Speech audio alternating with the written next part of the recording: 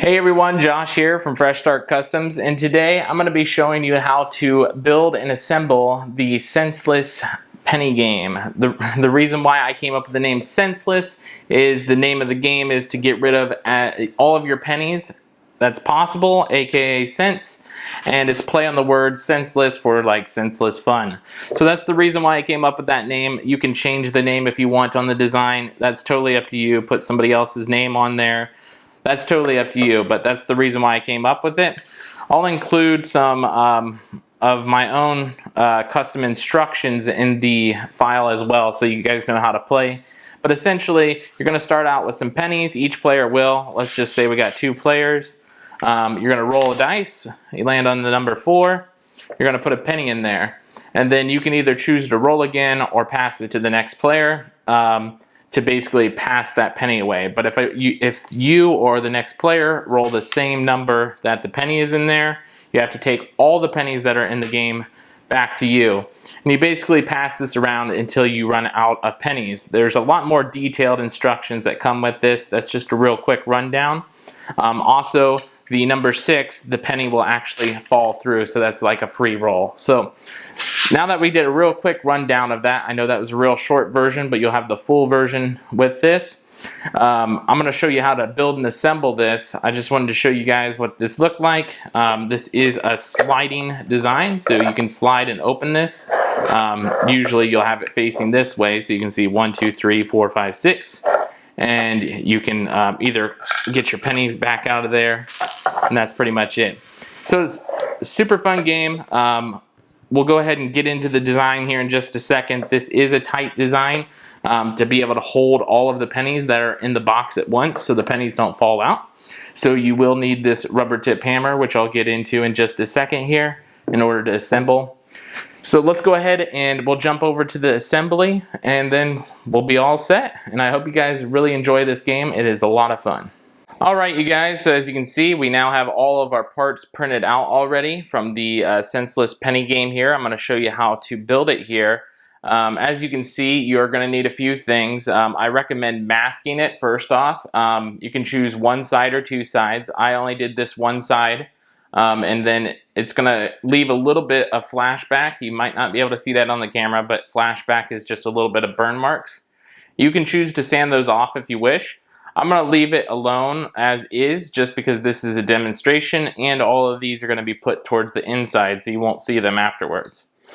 What you want to do is you want to leave your masking tape on the front side. If you only chose to do one-sided like I did, you'll leave that masking tape on the front side there. If you chose to do 2-sided, you'll pull your masking tape from the other side off at this point. So once you have the masking tape off of the back side like this, and you have the masking tape on the front side, you're going to need a rubber tip hammer. You can get this from our Amazon affiliate shop with the link below if you want to support the channel.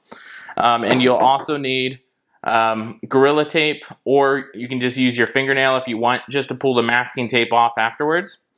And you can also get that masking tape on the same shop link there if you wish to use the same kind as me. So let's go ahead and get started into the build here. As you can see, I already put together the top lip and one leg just to save some time on assembly here.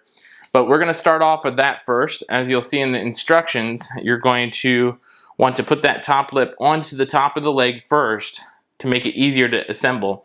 So it's going to look like this, but we're going to do one other leg first here. So what you're going to do is make sure the writing is facing towards you, and then you'll flip it just this way. That way you know the top of the writing is still up there. And then you're going to make sure the top masking part is facing up out. And then you're going to just line up the tabs here.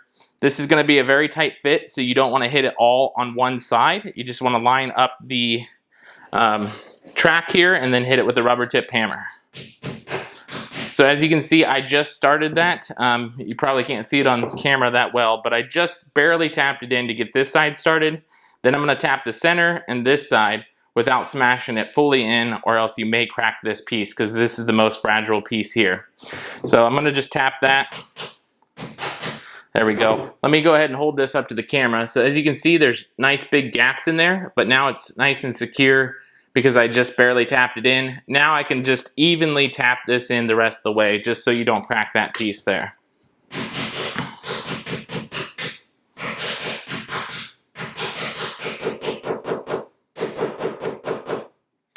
Then if you need to, you can lay it on its side like this and hit from the bottom. That way you can get a nice tighter gap along the edge.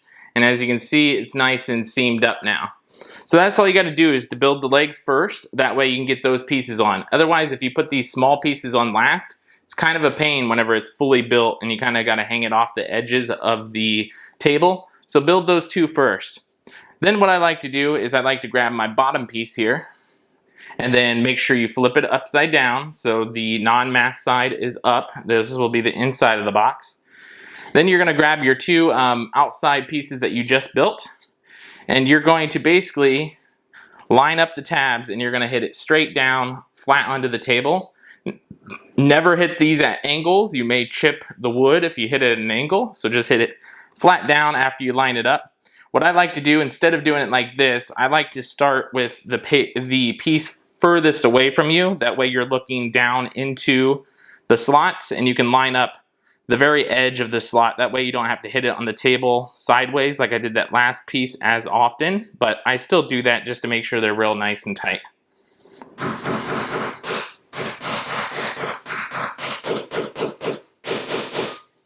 So just like that, you got a nice tight weld. I know it looks like a gap, but that's that burn mark right there that I was talking about, the flashback. And then if you need to, you can, like I said, always hit flat on the edges. And just like that, to ensure you have nice tight joints. And then you can flip it this way, and you can look down into those joints, like I said, furthest away from you last time, and you'll repeat the process here. Let me go over really quick why I didn't take the masking tape off earlier, because I didn't explain that. The reason why is if you're hitting these edges that have the burn marks on it and you didn't wipe the residue off, you may get some residue on your actual hammer here. So when you're hitting it on the clean parts, you may dirty those clean parts up. So if you took your masking tape off already, you'll just have to wash those dirty parts off.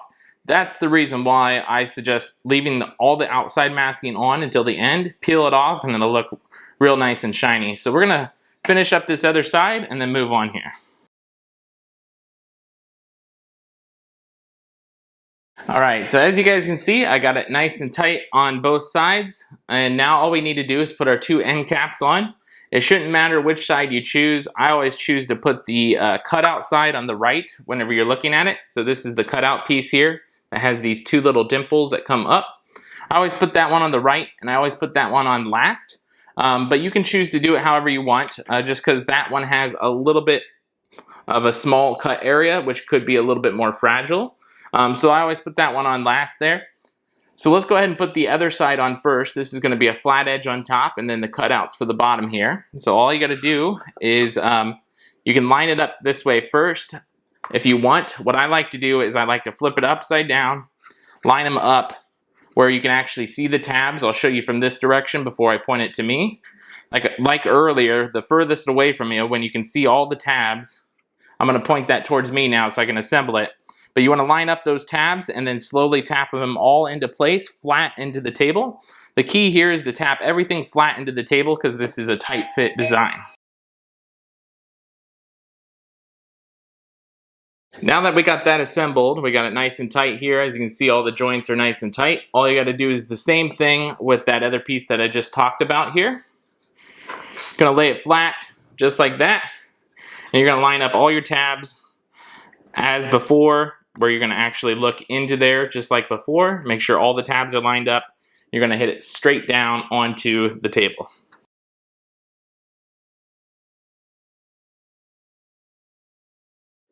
There you go. So as you can see, I got it assembled, and as you can see, I tapped this corner, this corner, this corner evenly all the way around like I do any other boxes that you may have seen in my previous videos. You never want to smack one side fully down because you may end up cracking the other side. That's with any kind of material, especially with tight design fits like this. Another reason why I went with the tight design fit is so it can hold all the pennies in here without actually dropping out the bottom here. So this will be nice and secure. It'll be a real fun game for you guys.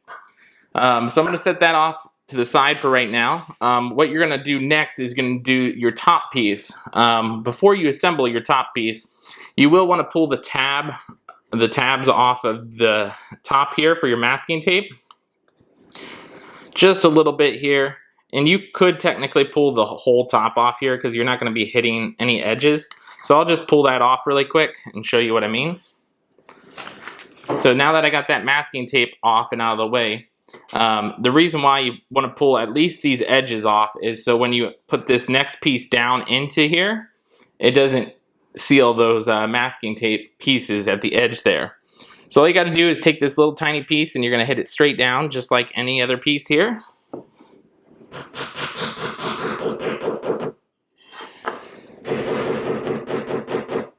And there we go. So we got it nice and tight now. This is going to be your pull-out top for your wood box here. And then lastly, all we got to do is flip these pieces over, add some glue on both sides here, and then you can drop them right in here, straight down. And once you get them lined up here, you may have to push a little bit with force depending on how tight your wood is here. There we go.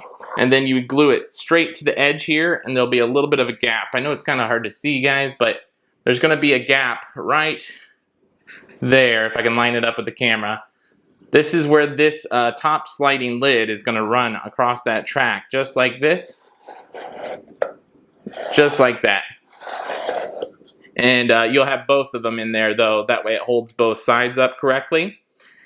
So I'm going to go ahead and glue these two really quick. I'll fast forward through this, and then we'll show you the end result, which you've probably seen already at the beginning of the video.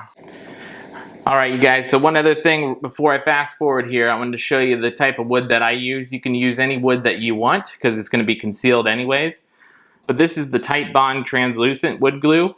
I believe I have a link to this in that shop link as well. I'll put that below as well. And then what you want to do is you want to take your masking tape off at this time before you glue it in, just so you don't have to reach in there and get that masking tape off of this piece.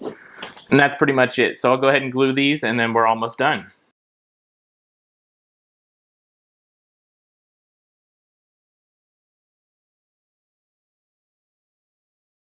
Alright, so there you guys have it. I went ahead and peeled off the masking tape as the last step here. It's got this nice creamy golden texture here. So that's the reason why I leave that masking tape on. And then to get that off, I just used Gorilla duct tape. You can also use your fingernail. And then you can go ahead and just slide it in your top piece now that the insides are all dry. One other thing I wanted to point out, because you may have a question of what the circle inside there is for, that's literally just to hold your thumb in there to be able to line this up and then place and flip it into place. So there's no real reason for the hole other than I found it easier to actually slide the piece in to make sure that you have the piece completely lined up straight, and then you push and glue that into place there. So all you got to do is slide your drawer shut here. It may catch on the edge here. I left a little bit extra room, that way you don't have to sand down this piece. All you got to do is lift up with one finger and then push into place the rest of the way, and it locks right into place there. And that is the entire design there. So that's pretty much it, you guys. I hope you guys enjoyed the video. I hope you like this new senseless penny game here. And that's pretty much it, you guys. We'll talk to you guys next time.